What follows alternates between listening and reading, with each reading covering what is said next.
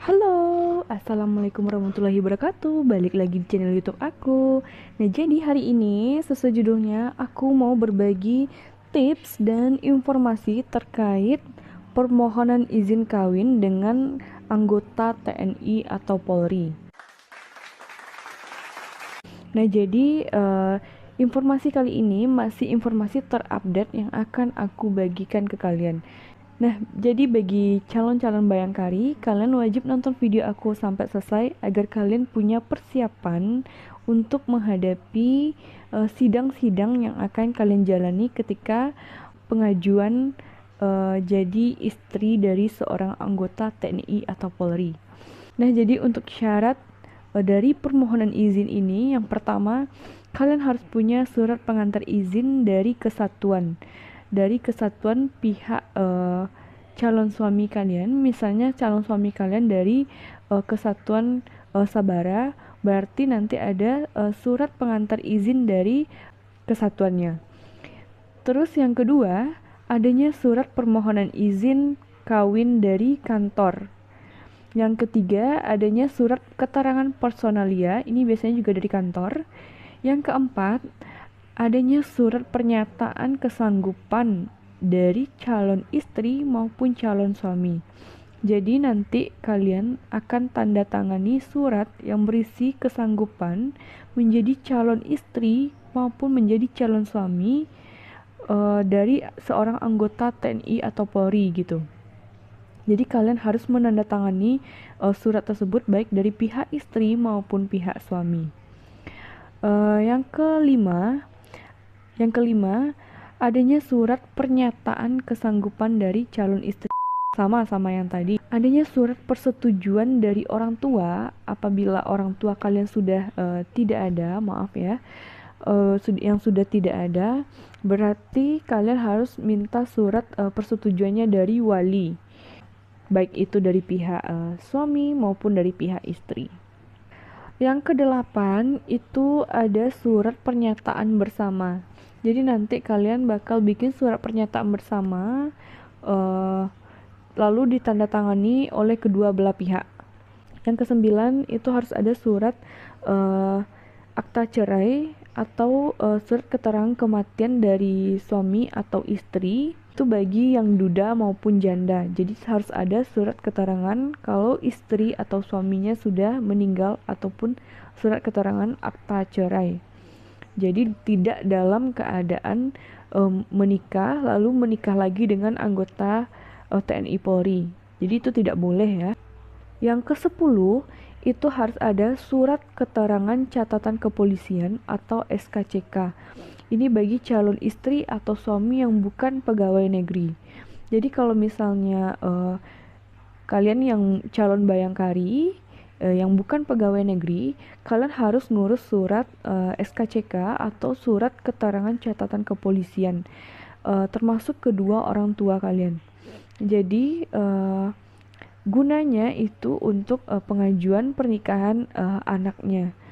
Jadi dalam pengajuan nikah dengan TNI Polri ini semua pihak itu terkait semuanya. Nah, untuk yang ke-11 itu adanya surat keterangan dari dokter baik dari pihak calon suami maupun dari istri.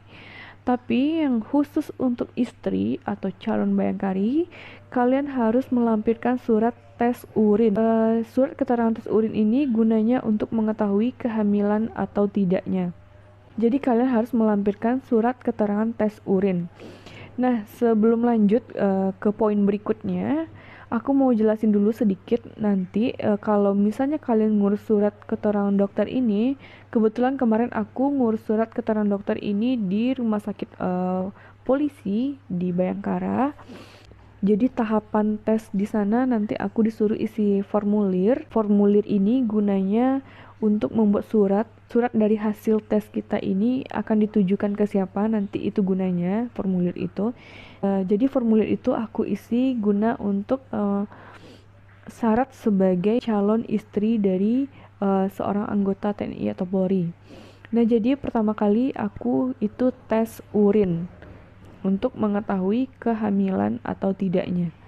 Yang kedua, aku dites keperawanan.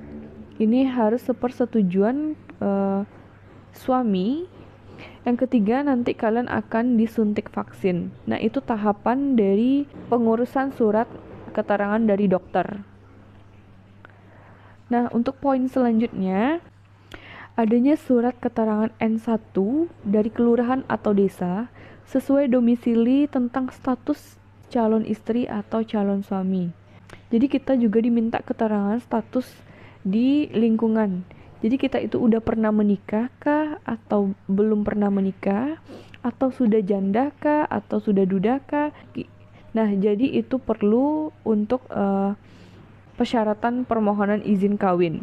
Jadi itu namanya surat keterangan N1.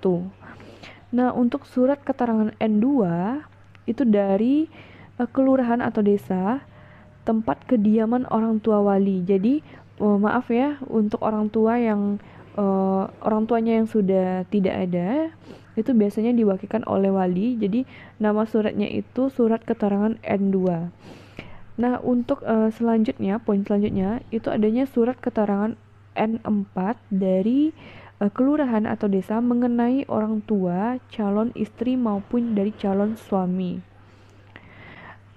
Selanjutnya, bagi calon suami atau istri yang beragama selain Islam, itu wajib melampirkan surat keterangan pemandian yang sejajar, yang berlaku tidak boleh lebih dari 6 bulan. Jadi bagi calon suami atau istri yang bukan agama Islam, jadi wajib melampirkan surat pemandian ini.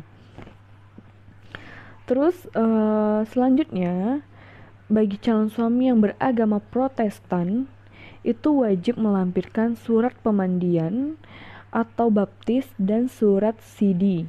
Jadi itu bagi suami yang beragama Protestan ya. Poin selanjutnya, kalian harus punya pas foto dengan ukuran 3x4 sebanyak 4 buah. Nanti latar belakang foto kalian itu disesuaikan dengan pangkat dari calon suami kalian. Jadi kalau misalnya pangkat calon suami kalian itu dari Bintara, itu biasanya latar belakang fotonya itu berwarna kuning. Untuk yang calon suaminya perwira, itu latar belakang fotonya berwarna merah.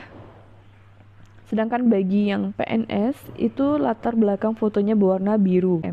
Jadi proses pengajuan kawin kalian akan diproses oleh orang Biro SDM setelah 45 hari kalian melakukan pengajuan. Sidang nikahnya itu ada 2 kali. Yang pertama itu kalian dengan pasangan kalian. Jadi nanti kalian akan dikumpulkan dengan pasangan-pasangan lain di sebuah aula. Di sana nanti kalian akan diberikan edukasi terkait bagaimana tentang pernikahan ini dan bagaimana tentang hubungan antara suami dan istri, baik dari segi agama, dari segi psikologi, dari segi kesehatan. Nanti kalian akan dapatkan di sana. Untuk sidang yang kedua kalinya, barulah kalian membawa orang tua masing-masing. Bagi yang tidak punya orang tua atau sudah meninggal, maaf, kalian wajib membawa wali untuk mewakilkan orang tua kalian, baik itu dari pihak calon suami maupun dari pihak calon istri. Jadi wajib membawa orang tua atau wali. Nah, nanti di sidang yang kedua ini kalian akan dites mengaji. Jadi bayangkan betapa gugupnya ketika kalian mengaji pertama kali di depan orang tua, di depan semua orang, di depan mertua kalian. Kalian harus siapkan mental untuk menghadapi sidang yang kedua ini. Nah, mungkin itu aja video dari aku kali ini. Untuk informasi terkait pengajuan nikah dengan TNI atau Polri ini, kalian bisa komen di bawah bagi yang belum paham, nanti bakal aku jawab satu persatu. Nah, kalian jangan lupa dukung channel aku dengan cara subscribe, like, dan komen. Bye-bye!